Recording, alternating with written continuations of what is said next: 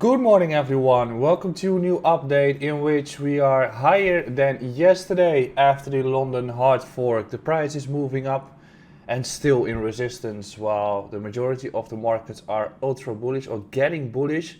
And if you remember correctly, 2.5 weeks ago we were expecting Bitcoin to go to 20k and now we are expecting Bitcoin to go to 100k. That is how sentiment switches. So we're going to discuss TA today on Ethereum and Bitcoin and Cardano. But before that, do not forget to subscribe to this YouTube channel and like this YouTube update if you enjoy the content. And don't forget to check out our platform, which is in the description beneath. There is a link to our educational platform and consultancy. And we're going to rebrand next week if everything goes fine towards our new company name. But we've already opened up the Platinum members and you can become a member as a Platinum member where you get one-on-one assistance where we assist you in building your portfolio and going through the waves of crypto. So don't forget to check out the website. Let's get to Ethereum first, as that one is probably leading the markets the way that we do. I've put up the Ethereum USDT chart in the 4-hour time frame, in which I first zoom out for a little bit, and we can see that price has been making a downtrend since the heavy run in May, as you might know. Since then we've had some terrible price action, as you also might know. But we also know that at the 2.9k level we've had this resistance here. And since then price has been making lower highs and we've made this double bottom structure here, after which Ethereum was just continuing towards the upper resistance zone without any heavy corrective move, meaning that every critical level that had to hold in this run was actually holding. But at this stage we are potentially creating a substantial bearish divergence, and we are approaching a weekend, and we are approaching a heavy resistance zone through which it's not likely that we're going to make a breakout out of that resistance in one go. Especially given the fact that we've not been into this resistance zone since June, through which traders will be using this level as a take profit area heavily. So we're going to see some sell pressure there. It reminds me a lot of the structure that we've had previously in March of this year, and also the structure that we had last year. But here we've seen a substantial run to the upside too, people becoming bullish into resistance, heavy correction, higher low construction, and a new trend started. I'm assuming that we're going to have a similar structure, meaning that the levels that I've made a few days ago are still standing as very critical support zones, which are the area around 2150, which is the area around 2350 and 2300, but also the area that we've bounced on at this stage, which is around 2550. So let's just zoom in a little bit. Yesterday we've had the London hard fork and we saw a heavy corrective move towards the critical level to hold, as we marked here. Heavy bounce to the upside, but now facing resistance, right? So we're not breaking upwards yet. And what are the levels that we should be looking at if Ethereum is going to lose this level 2750, as that is right now the lower time frame support? We're going to look at the area around 2620 and the area around 2530. So these two levels we can immediately drop back to once we lose 2750 or once we reject at 29. So based on that fact, this could be a harsh corrective move during the weekend, and once you get such a bounce or a drop south, you're going to look at a rejection at the previous resistance to create this fake out structure, which you know from the previous price action of Bitcoin at 64k. And if that happens, I'm going to look at 25, 2350 and 2150 to see whether we can get a healthy corrective move in those areas before we can continue moving with the markets. So what does that mean? Does it mean that you should be getting into the markets at this stage after the Ethereum London hard fork?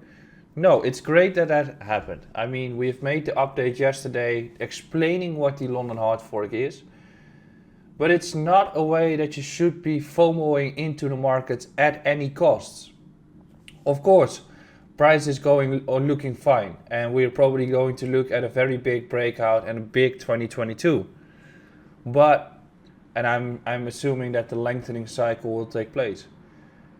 But after a rush of about 60%, it's not the right period to start entering the markets. And you should realize that people were interested in getting into the markets in the past few days. And those people were not interested in getting into Ethereum at 1.8k because they were assuming that Bitcoin would go to 20. Those are the same people. And in general, if you look at the strategy that you should be employing, if you want to enter the markets right here into resistance, you're looking at a potential downwards corrective move of 30%, while your upside is limited given the fact that you're acting inside the resistance zone. So the better case you could be doing is that you're waiting for this clear breakout to happen above this level, and then you're looking at the flip before you're taking any long at all. If you're looking to buy anything for your investment portfolio, the DCA strategy is the best strategy. But also right now shouldn't be the best case to be entering the market. If you look at Ethereum against Bitcoin, we can see that we are having some corrective moves. After that, we have made a new higher high, and we've not updated this chart, but this area around 0.73 was the one that I marked yesterday. So given that we are currently making this corrective move on Ethereum against Bitcoin, you're going to look at a new higher low to be established. So 0.6 is a level, 0.63 is a level. Those two zones are the zones that we should be looking at for Ethereum against Bitcoin.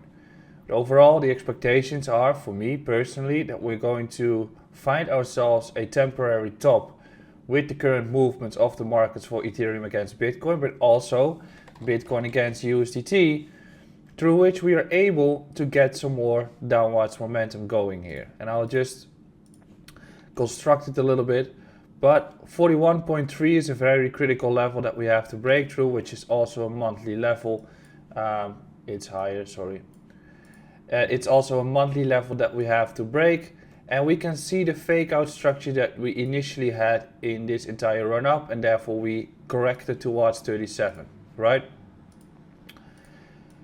Yesterday, we tried to break south and immediately flipped to the other side given the London hard fork. So we are currently seeing some choppy movements through which we are still acting inside higher time frame resistance.